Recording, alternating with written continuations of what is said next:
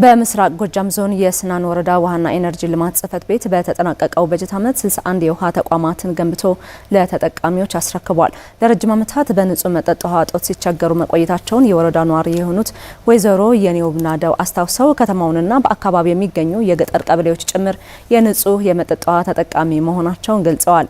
የንጹህ መጠጥ ውሃ ተጠቃሚ በመሆናቸው ከዚህ በፊት በውሃ ፍለጋ ያባክኑት የነበረውን ጊዜ ከመቆጠብ ባለፈ ከውሃ ወለድ በሽታ ለመጠበቅ አስችሎናል ብለዋል።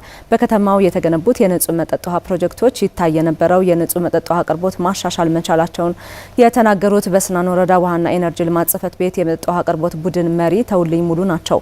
በተጠናቀቀው በጀት ዓመት በገጠር 18 በከተማ 43 መጠጥ ውሃ ተቋማት ተገንብቶ በመጠናቀቁ ከ10 ሺህ በላይ የህብረተሰብ ክፍሎችን ተጠቃሚ መድረግ መቻሉን ተናግረዋል።